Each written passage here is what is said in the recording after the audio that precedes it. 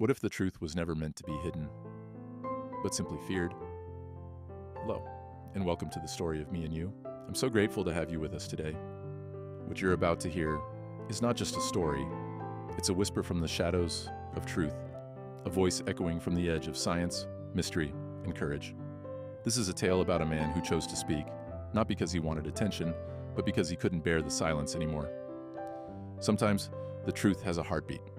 You just need to be quiet enough to hear it. August 7th, 2014. In a small, sunlit room in Tucson, Arizona, a frail old man sat quietly in his chair. His hands trembled slightly, not just from age, but from the weight of a secret he had carried for nearly 4 decades. His name was Boyd Bushman, a name once buried deep in government silence, now preparing to echo across the world. Boyd wasn't just a retired engineer. He had been a senior scientist at one of the most classified military installations on Earth, Area 51. The very name sparks controversy, mockery, and fascination. But for Boyd, it was never a mystery, it was his life. Facing a terminal illness, Boyd had no more time to wait, no more need to pretend. With a camera set up by a close friend and former colleague, he began to speak. Not as a whistleblower, but as a dying man trying to make peace with the truth. "I have nothing to lose now," he said softly, eyes steady, voice gentle, yet charged with quiet urgency. "I need to tell what I know, for the world, for my grandchildren." His voice cracked slightly. There was no fear, just deep sadness, like someone who had seen too much and could no longer carry it alone. He spoke of gravity-defying aircraft, of non-human beings, and silent agreements between worlds. And he had photographs, not grainy, indistinct blobs, clear images, taken under controlled conditions, faces, eyes, limbs. He pointed with shaking fingers and said, "They are real, and they've been here." Boyd's testimony was not about convincing skeptics. It was about unburdening a soul long held hostage by duty and fear.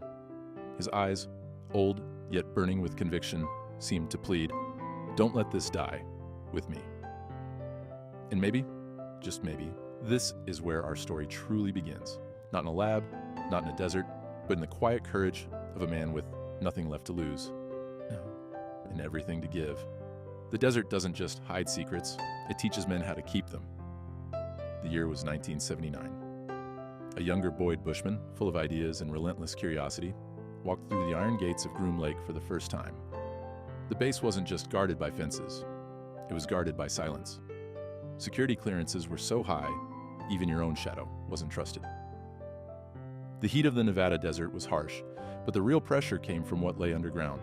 Boyd had been recruited for his brilliance in applied physics, particularly in propulsion systems, but what they gave him was far beyond anything he'd imagined. His first assignment? Reverse engineering flight technology that, as his supervisor whispered, did not originate on Earth. In that moment, Boyd's world split in two, the world he had known and the one he had just stepped into. The object before him was cold, metallic, and completely foreign. Its curves seemed to defy both gravity and logic. And the team? Silent, focused, always watched. There were no names, Boyd would later say. Just ranks, no birthdays, no families, only the project. Over the weeks that followed, Boyd became part of what insiders called the Silence Protocol, a strict code that punished even accidental slips. But it wasn't just about secrecy. It was about what exposure might do to the world, or to the minds of those who witnessed it. One night, long after midnight, Boyd stood alone in Hangar 4. Before him was the object again, its smooth surface now glowing faintly, humming like a memory. He touched it, and for a moment felt something like a heartbeat beneath the metal. That night, something changed in him. It wasn't fear, it was awe, a silent understanding. We were not alone, and we never had been. Some truths don't shout, they just stare back at you, waiting. Boyd had seen many strange things during his time at the base. Glowing metals, aircraft that spun silently in midair, readings that made no sense even to the sharpest minds. But nothing could prepare him for what happened on his 114th day at Groom Lake. That morning started like any other, clipboard in hand, entering Lab 6B under 3 levels of biometric security. But this time, something was different. The atmosphere was heavier, the hallways felt colder, and the armed guards at the door looked tense, like they'd seen something their training had never covered. Inside the lab, The air was unnaturally still. And then he saw it. A being, roughly 4.5 feet tall, stood behind a thick, transparent panel. Its skin was smooth and grayish, its head slightly larger than a human's, but not grotesque. Its eyes, though, they were massive, black, glassy, and infinite, as if staring into them was like peering into deep space itself. Boyd froze. He had no words, no breath, not from fear, but from a feeling he couldn't name.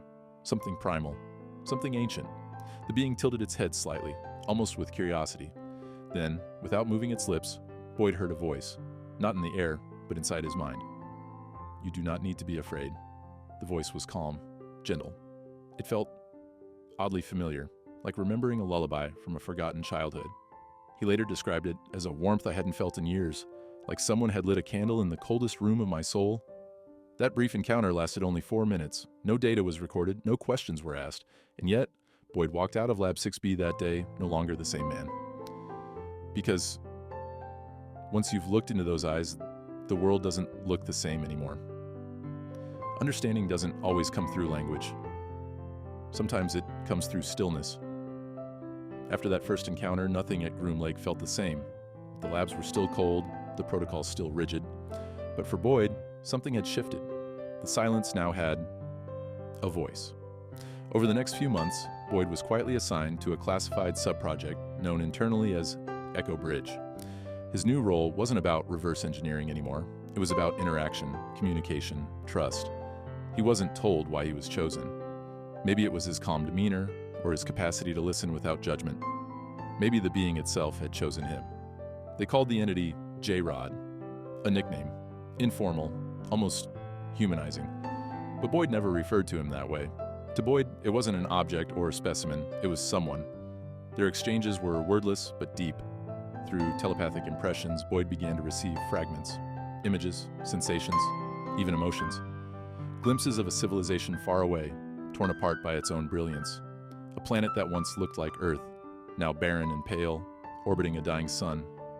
One afternoon, Boyd asked in thought, "Why come here?" The answer came like a wave of sorrow, because we forgot how to listen to each other. It wasn't just a warning, it was a confession, and Boyd, now more than ever, felt he wasn't just an engineer. He had become a witness to something cosmic and heartbreaking. At night, he could no longer sleep the same. He'd lie awake, haunted by what he'd seen in those silent glimpses. Cities crumbled by intellect without empathy, families fractured by progress without wisdom. And in J-Rod's memories, Boyd saw not monsters, but reflections. There are truths too heavy for the heart, but too sacred to bury. By the 5th year of his work in Area 51, Boyd Bushman was no longer just a scientist. He had become a vessel, carrying secrets that didn't belong to one country, but to all of humanity. He never spoke about his role to his wife. He never told his children. His eyes grew more distant at dinner, his hands sometimes shaking as he held a spoon. His soul was splitting between duty and conscience, between loyalty and truth. And then came the disappearance. One of Boyd's closest colleagues, a fellow physicist named Dr. Mason Keller, vanished without a trace. They had been working side by side on the Echo Bridge project, both of them receiving telepathic contact from the entity. One morning, Mason simply didn't report to the lab. His home was untouched, his car still in the driveway. No message, no call, just silence. 2 days later, Boyd was summoned to a debriefing.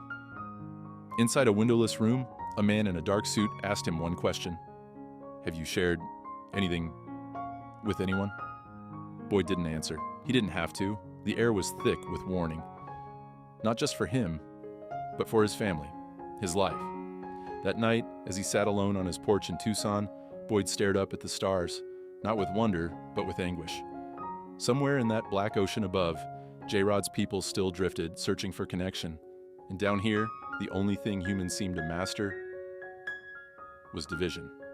If knowledge becomes a weapon, then truth becomes a target.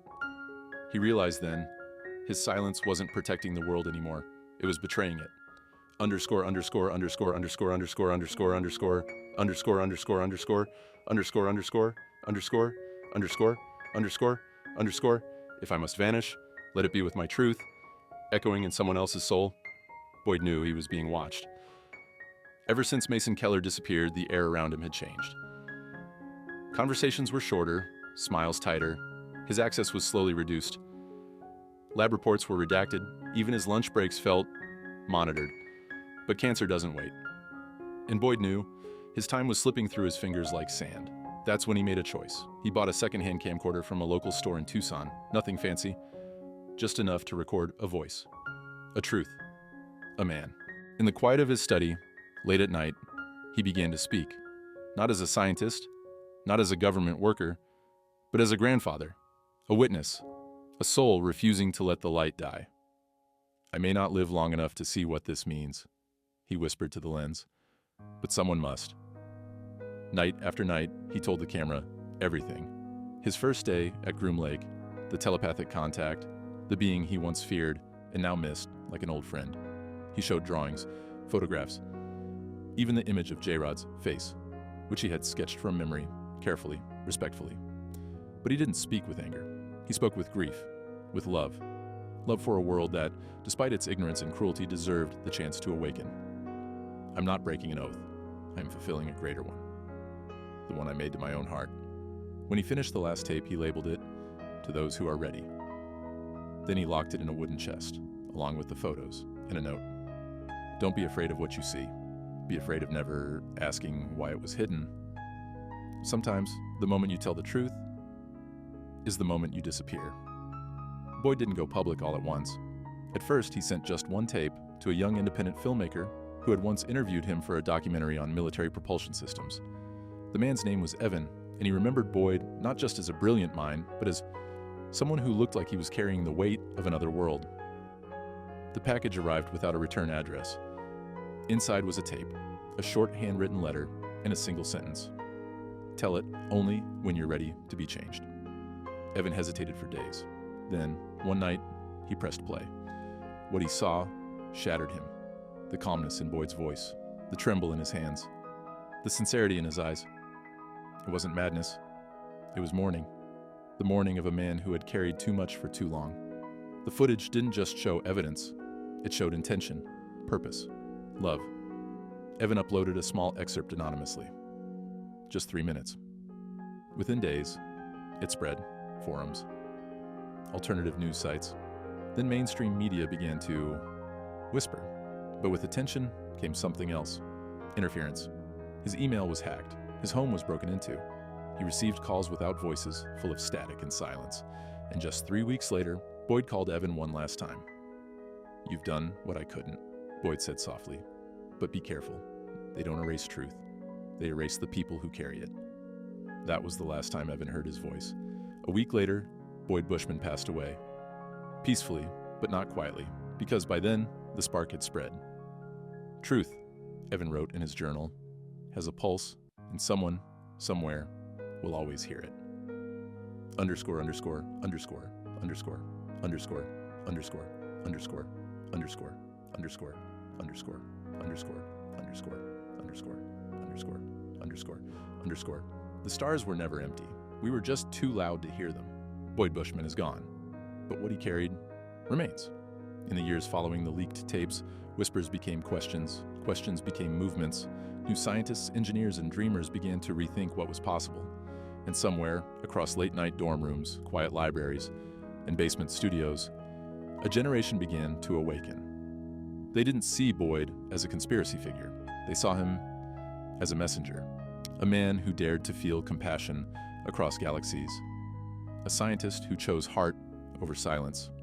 His testimony began appearing in lectures, his sketches replicated in classrooms, his voice echoed in minds too young to remember his name, but old enough to understand his courage.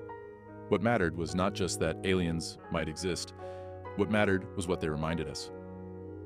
When you strip away borders, planets, and species, what remains is the question: can we still care for one another?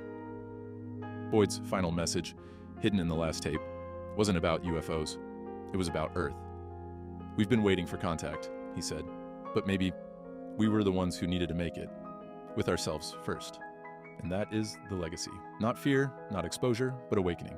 Underscore, underscore, underscore, underscore, underscore, underscore, underscore, underscore, underscore, underscore, underscore, underscore, underscore, underscore, underscore, underscore. So maybe the greatest Context story isn't about aliens coming to us. Maybe it's about a man who, in his final days, reached across stars, silence, and time, just to remind us of the one thing we keep forgetting. We were never meant to be alone. Not in the universe, not in our hearts,